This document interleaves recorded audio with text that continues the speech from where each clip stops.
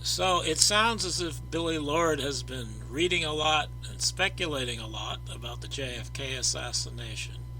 But the real thing he's talking about is things that have been happening to him.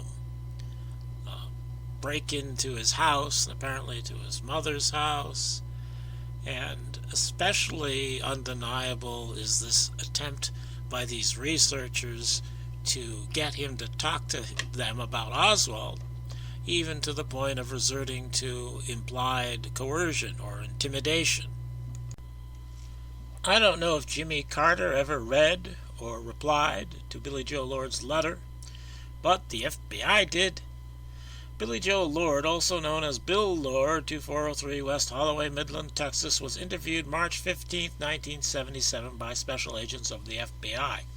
Mr. Lord advised he had written a letter to President Carter on February 2, 1977, because he wanted to bring to President Carter's attention some of his thoughts about the assassination of President John F. Kennedy, and also to advise President Carter of some recent incidents which had happened to him, which he considered to be of a suspicious or unusual nature. He stated he had nothing additional to report since he wrote the letter, nor had there been any further unusual or suspicious occurrences happened to him since that time. He clarified certain items which he mentioned in his letter to President Carter. The house which he referred to in his letter as having been broken into was his residence in Katsura, a suburb of Kyoto, Japan. He occupied this residence during the time he was teaching in Japan. This incident occurred in September 1976, but he did not report it to Japanese authorities. After he returned to Midland, Texas in August 1976, and notice these dates don't make sense here. He's returning to the United States before his house was broken into in Japan. I don't know why that is. He went to work for the Reporter-Telegram, which is published in Midland, Texas. He is presently employed with that newspaper in the photo composition department, and his primary duties are proofreading the news and classified sections of the newspaper. Shortly after returning to Midland, he received telephone calls from representatives of Reader's Digest magazine. They were Pamela Butler and Henry Hurt. They identified themselves as assistants to another Reader's Digest official named Edward J. Epstein. Mr. Epstein is apparently in charge of or supervising a biography of Lee Harvey Oswald, which Reader's Digest plans to publish. Mr. Lord described Epstein as a critic of anyone who criticizes the Warren Commission report concerning the assassination of President Kennedy. Because of the posture Mr. Epstein takes, Mr. Lord suspects he may be an agent for or otherwise connected with the CIA. Perceptive boy here, Billy Joe Lord. Mr. Lord stated he declined to be interviewed by either Pamela Butler or Henry Hurt concerning his prior acquaintance with Lee Harvey Oswald. Shortly after the first of the year 1977, Hurt was in Midland, Texas, and contacted Mr. Lord. Mr. Lord had lunch with Hurt on two separate occasions, and on both occasions Mr. Hurt wanted to interview him regarding Lee Harvey Oswald, but he, Lord, declined to be interviewed. After the occasion of the second luncheon, Mr. Hurt told him that he had contacted a Mr. Jim Bemis, who was supposedly the chairman of the Republican Party in Virginia. Hurt told him the reason he contacted Mr. Bemis was to find out from Bemis if he, Bemis, knew anyone who might be able to encourage Lord to talk to him. Mr. Hurt told Mr. Lord that Bemis gave him the name of Jim Allison, who owns the Reporter-Telegram, as well as the name of George Bush Jr., that's W., who is supposed to reside in the Midland, Texas area, and is allegedly the son of George Bush, who was director of the CIA at that time. Mr. Lord advised he is not acquainted with either George Bush Sr. or George Bush Jr., and he never met Mr. Allison. He stated he has not been contacted by any of these individuals trying to encourage him to consent to an interview with Reader's Digest, nor has he been contacted by them for any reason. Mr. Lord advised that around the same time he started to get telephone calls from Pamela Butler and Henry Hurt. He also received a call from a Mr. Ken Potter of the National Enquirer, who also wanted to interview him regarding his association or knowledge of Lee Harvey Oswald. Mr. Lord stated he also refused the interview with Mr. Potter. Mr. Lord stated he had testified before the Warren Commission in June 1964 regarding his association with Lee Harvey Oswald during a 2-week ocean voyage from New Orleans to Europe in 1959, and told the Commission everything he knew about Oswald, and at that time his memory regarding that period was more accurate than it would be now, 13 years later. He stated he was at a loss to understand why Reader's Digest was so insistent on interviewing him, as his testimony before the Warren Commission has probably been published in the official Commission report. Mr. Lord stated that in the latter part of 1976, his mother advertised her house for sale and advertised the sale of the Midland newspaper. He could not recall if his mother's telephone number was listed in the advertisement. Shortly after the ad was placed, 2 men came to look at the house, and after they heard his mother's name was Layla, one of the men mentioned to the other that Layla was a Persian name. From that comment, he assumed these 2 men were Iranians. He stated they both spoke English well, had no discernible accent, and if they did have an accent, it was one that could not be identified. He stated he wanted to bring this matter to President Carter's attention in view of the recent published statement that Iranian agents were active in the United States. In regard to the comments in Mr. Lord's letter concerning the information that his mother's telephone had been tampered with, he stated this information had occurred shortly after his last meeting with Mr. Hurt.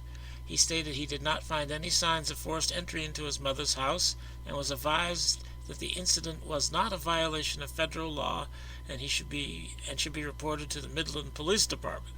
He stated he did call the Midland Police Department to report the fact that his mother's phone had been tampered with, but the person he talked to told him to call the FBI, but he did not do so.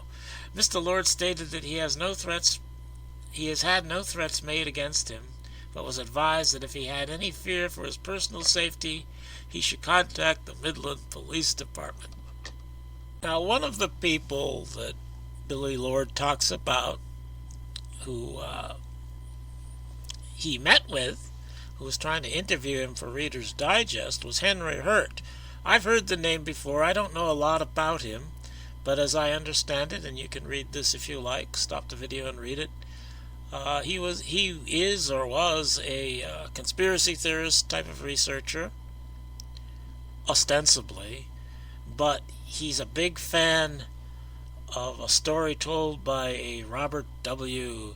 Easterling, and to me this sounds like an obviously false story, so it could be that Henry Hurt is that special breed of conspiracy theorist who is really just trying to stir up the mud and discredit researchers by being a proponent of a really stupid conspiracy theory. And so it's interesting that this guy is involved with Reader's Digest. And then there's Edward J. Epstein, mentioned by Billy J. Lord as the head honcho behind this Reader's Digest project, and also mentioned as somebody that Lord suspects as being associated with the CIA, and a big critic of anybody who criticizes the Warren Commission report. Maybe you've heard Mr. Epstein speak before. Maybe you've read his books. One of the things that I found out from questioning Oswald's associates in the Marine Corps was that he wasn't living the life of an ordinary Marine. He was living what you might call a secret life. Yeah, that's Epstein. And J. Epstein, or maybe it's Epstein, he's one of those people who likes to call the FBI and chat with them about what he's up to. And apparently the FBI deals with him in a very friendly way. They're not dismissive of him, as they usually are of people who contact the FBI looking for information. I'm not going to read this, but I put it there in case you want to stop the video and read it yourself. The point being that the FBI and J. Epstein, or Edward J. Epstein, are very friendly. And likewise, the other researcher mentioned by Billy Joe Lord, Pam Butler, also calls the FBI and chats with them about what she's up to. The point being that Pam Butler, J. Edward Epstein, and probably Henry Hurd also, though I don't have an FBI report like this for him, are all friendly with the FBI. And these FBI-friendly people are trying to pressure Billy Joe Lord into talking about Lee Harvey Oswald. And I'm not going to read this either, but I'll put it on the screen so that you can if you like. This is from back in 1966, a General Services Administration memorandum, not the FBI. But what it shows is that Edward J. Epstein had special access. Even in 1966, he had special access to the papers of Wesley Liebler, he of the Warren Commission. And he even had apparently access to papers that the National Archives didn't have. So Epstein is friendly with the FBI, and apparently he's also very friendly with Wesley Liebler of the Warren Commission. Now I'm going to read a little bit from the Russ Baker book, because he actually touches upon this and mentions Billy Joe Lord. And I'll just start here. I forget what page this is, but you can find out if you really want to. Meanwhile, others outside Washington were also becoming interested in re-examining the JFK assassination. One was the world's largest circulation publication, Reader's Digest. With its wholesome portrayal of America, it was almost standard issue in every doctor's waiting room. Less well known are its longtime ties to government, in particular the close historic relationship of the magazine's top brass with J. Edgar Hoover and the CIA. One of the most powerful figures on the board that ran Reader's Digest was Nelson Rockefeller's brother Lawrence. And of course, Nelson Rockefeller was Gerald Ford's vice president. Here's how the magazine explained its interest in the assassination, one that would culminate in its reporters meeting George de Mohrenschildt in 1977 on the day he died. For years, Digest managing editor Fulton Oursler Jr. had been fascinated by the cascade of conflicting reports surrounding the findings of the Warren Commission. In early 1975, as fresh information began to seep out of the Senate's Select Committee to study governmental operations with respect to intelligence activities, and as certain documents began to be available through the Freedom of Information Act, Oursler's interest sharpened. How could it be, he asked his colleagues, that there was a major investigation in 1964 and that 11 years later people are still coming up with new information? Oursler believed that the Digest should attempt a definitive explanation of the enigmatic assassination.